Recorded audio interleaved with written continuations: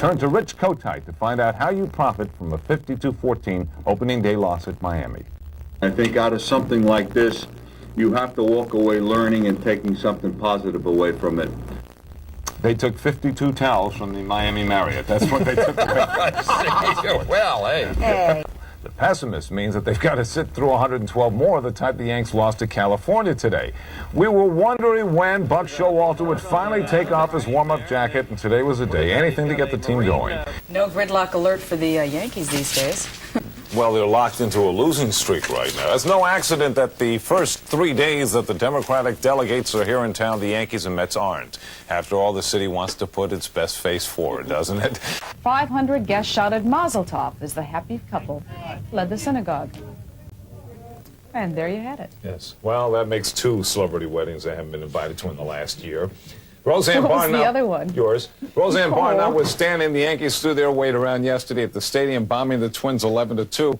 Sooner or later, we all knew it would catch up to Geraldo Rivera, who was blindfolded and then executed by a firing squad at halftime in Denver last night. Pat Riley wanted to do the same thing to his entire Knick team, despite 25 points from Mark Jackson. I just realized that Nick McCarchick is the guy who sits behind me at every movie I've been to see the last 2 years.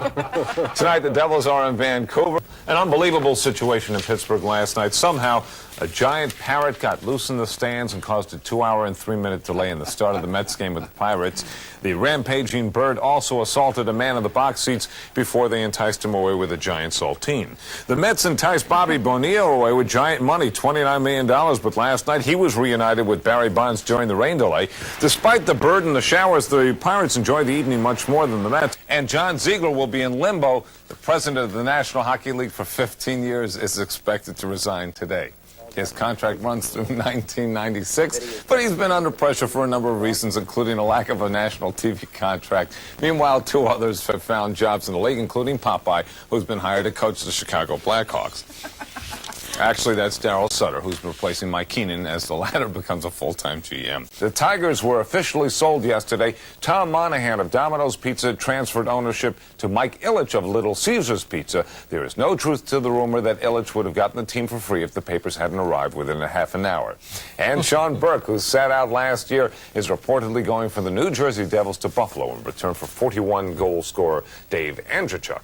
And that is sports. Little reference there that a Domino's promise of delivering absolutely within right. half an hour. Right. I just wanted to show you that I was paying attention. I am holding the final envelope chain. Runt. Sid Boom Ba. Tony gets that one. Who won it for the Mets? What was the sound the bats made? And what did the Padre fans say when it was over? In Los Angeles, baseball's worst hitting team erupted for 11 runs. The Mets got homers from Eddie Murray, Bobby Bonilla, Mackey Sasser, and Bill Pecota beat Ramon Martinez 11-4. Only their second win in the last 14 games. Bonilla's homer, a 3-run shot in the 4th, put the Mets up 4-2. That's enough music there. Anyway, Mackey Sasser followed with another, the first back-to-back homers for the Mets since last August 21st. They hit 2 triples after getting only 6 others all year. Sid Fernandez won his 10th. And here comes Slandered. Just before the start of the 7th race at Freehold Raceway, she dumped her driver, Richard Silverman, went for a stroll. She was probably angry at some slight from another driver or groom. She turned, climbed the 7 steps, entered the lounge where the drivers and grooms were congregating. She was asked to leave, but said nay. Eventually, her handlers did remove Slander, but how are you going to keep him down on the farm now that she's seen how the other half at Freehold lives? Well, George said he's so upset that he's having trouble eating these days. Obviously, that's no problem for Larry Holmes. The former heavyweight champ tipped the scales at 233 pounds yesterday in Las Vegas for his Friday night title fight against Evander Holyfield. Hotel food will do that to you. Meanwhile, Holyfield looks like I did before I got sick, weighing in at 210 pounds. There was a heavyweight NBA trade yesterday. Charles Barkley, who was unhappy in Philadelphia, can now frown in Phoenix. Suns got him for Jeff Hornacek, Andrew Lang, and Tim Perry. And the U.S. Open golf tournament starts today at Pebble Beach. 9 former champs are in the field of 156, which is a significant number because that's what I shoot. Sports. But the one run held up as the Cards beat the Giants 1-0, and someone obviously forgot to jiggle the handle in Kansas City. Dave Winfield was 2 for 4, but struck out 2 other times and strangled one of his teammates in a fit of pique. I know the Rangers fans say that a lot, but this year they really were supposed to do it. More than any time in the last 52 years, which makes me wax poetic. Oh, no. It's Go ahead. finally official, and spring is here at last. It matters not that we have felt the last of winter's blast. We only know that spring has come when the Rangers play no more. So give the signal for the flowers to bloom. The Penguins just showed them the door. I've seen Chuck Scarborough daily for 10 years. Now I'm not only going to see Chuck daily, but I'm also going to see Chuck daily. At least when the Nets start their 92-93 season. Former Pistons coach was out of a job for 3 weeks after resigning in Detroit, but on Thursday, the Nets made a good move by hiring the two-time NBA championship coach. Oh, I love that lasting sound.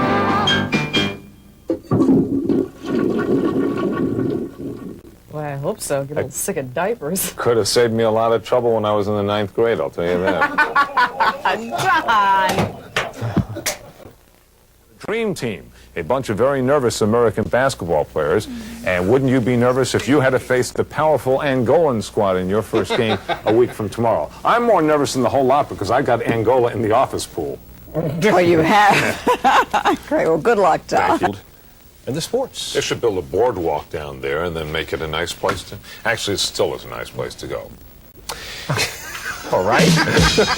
Martina Navratilova and Jimmy Connors are going to be playing each other pretty soon in one of those Battle of the Sexes exhibition matches. They will be able to watch National Hockey League games again in East Slopcaw, Wyoming. ESPN has won the national television rights after 4 years in which games were seen on the less available sports channel. It seems like that 53-year-old jinx is back on again. You must forgive Mark for adding the year to the frustration. It's a mere 52 years, and if the strike goes long enough, Mark will be right on the head. This person evidently fell on his head sometime during those 52 years. The Knicks were in Charlotte where the recession apparently has caused the home team to cut back the budget for halftime entertainment. If this were Variety, and we needed a headline for the Mets last night, it might read, Bosky, Bumps, Bonilla both battle, but it's bye-bye Bobby. Say that 10 times. Okay. Mets have taken a 1-0 lead over the Cubs with Todd Hudley's double to right in the second. It was 2-0 going into the bottom of the fourth.